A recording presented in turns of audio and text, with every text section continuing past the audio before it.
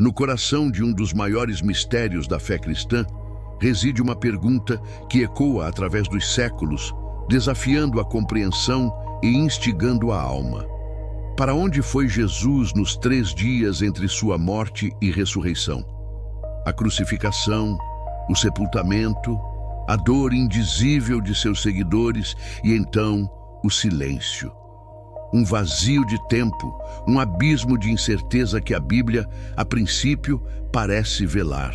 Mas será que é assim? Ou será que as Escrituras, em seus recônditos mais profundos, nos oferecem pistas, revelações que desvendam o périplo mais extraordinário de todos os tempos? Se você busca respostas para os enigmas da fé e anseia por uma compreensão mais profunda das Escrituras, convido-o a se inscrever em nosso canal Sinais e Revelações. Juntos, desvendaremos os mistérios que transformam nossa fé. Imagine a cena. O corpo de Jesus jazia inerte no sepulcro, envolto em panos de linho, guardado por uma pedra maciça e selos romanos. Para o mundo, para aqueles que o amavam e para aqueles que o odiavam, era o fim. A esperança havia sido sepultada com ele. A promessa de um reino, de uma nova era, parecia ter se desfeito em pó, mas a morte não era o ponto final. Era apenas o prelúdio de uma jornada que desafiaria as leis da existência, uma descida a reinos invisíveis, um confronto com as forças mais sombrias. O que realmente aconteceu naqueles dias de penumbra? A resposta, amigos, nos leva a explorar um terreno teológico complexo, mas incrivelmente rico, desvendando as passagens que muitos leem, mas poucos compreendem em sua totalidade. A primeira pista, e talvez a mais intrigante, surge do próprio Jesus. Em Mateus 12:40, ele declara: "Pois como Jonas esteve 3 dias e 3 noites no ventre da baleia, assim o Filho do Homem estará 3 dias e 3 noites no coração da terra." O coração da terra. O que isso significava? Um túmulo? Ou algo mais profundo, mais simbólico, mais literal? A expressão hebraica para coração da terra pode, de fato, referir-se ao sepulcro, mas o contexto profético de Jonas sugere uma descida a um lugar de angústia, de escuridão, de confinamento. Jonas não estava apenas em uma cova, ele estava nas profundezas, no abismo. Jesus, portanto, profetizava não apenas seu sepultamento, mas uma experiência de profundidade e confronto. Para entender essa descida, precisamos revisitar o conceito bíblico do Sheol e do Hades. No Antigo Testamento, o Sheol era o lugar dos mortos, um reino sombrio e nebuloso para onde todos, justos e ímpios, aparentemente iam após a morte.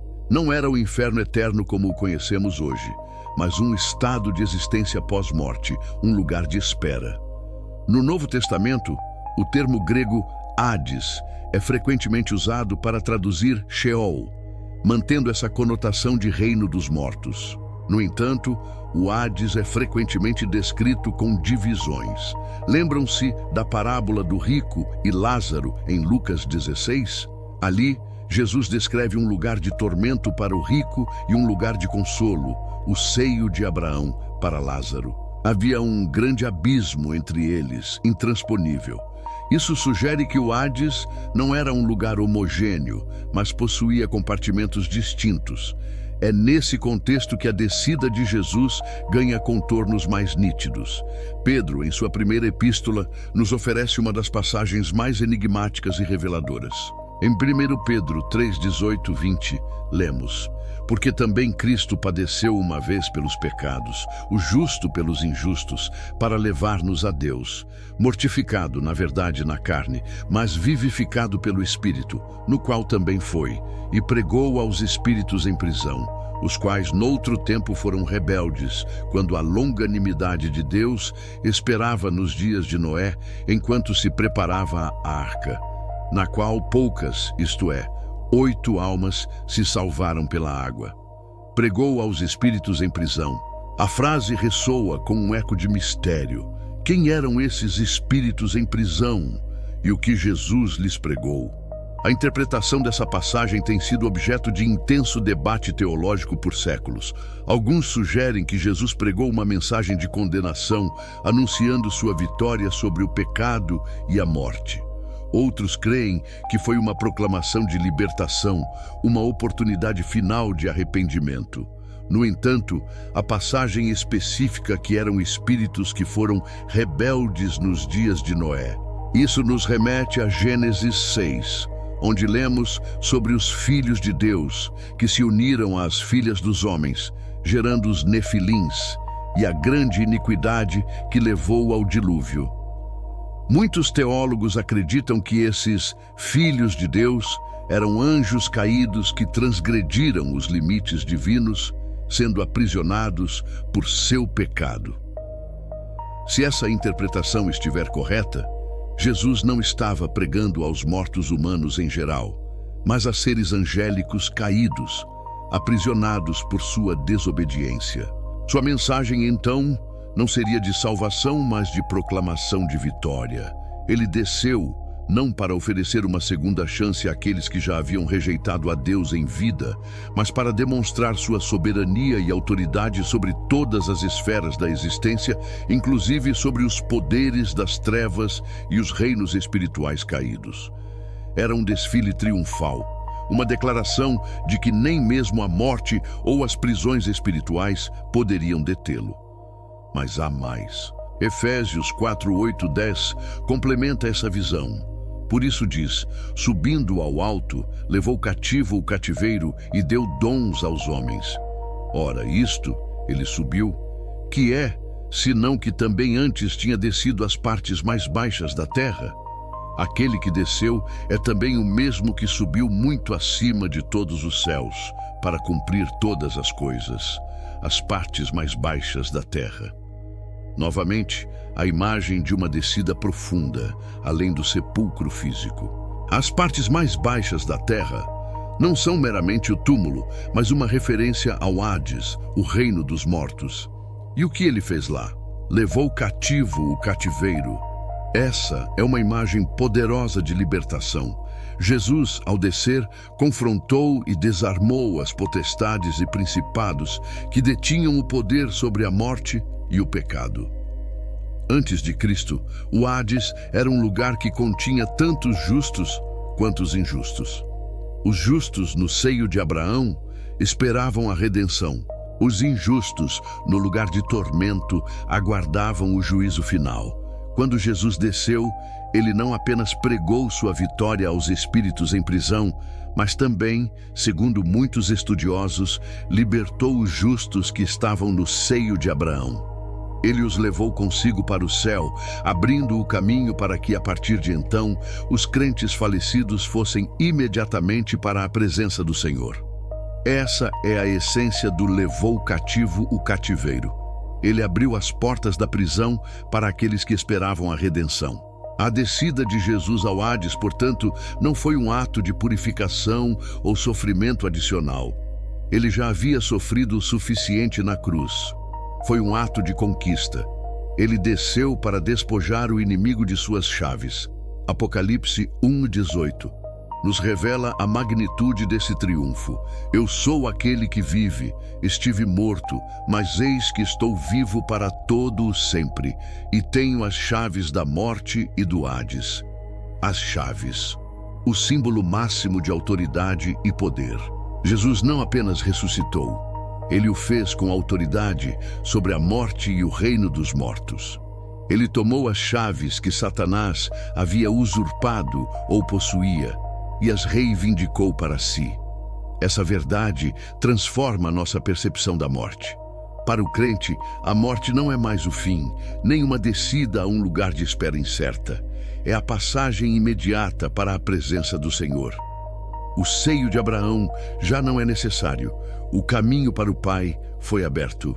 Os 3 dias de Jesus no coração da terra foram, na verdade, um momento de transição cósmica, um ponto de virada na história da salvação. Ele demonstrou que seu poder não se limita à vida, mas se estende sobre a morte e sobre todo o reino espiritual. Imagine a cena com os olhos da fé. Jesus, o cordeiro imolado, mas agora o leão vitorioso, adentra as profundezas. As prisões espirituais se agitam. Os demônios tremem.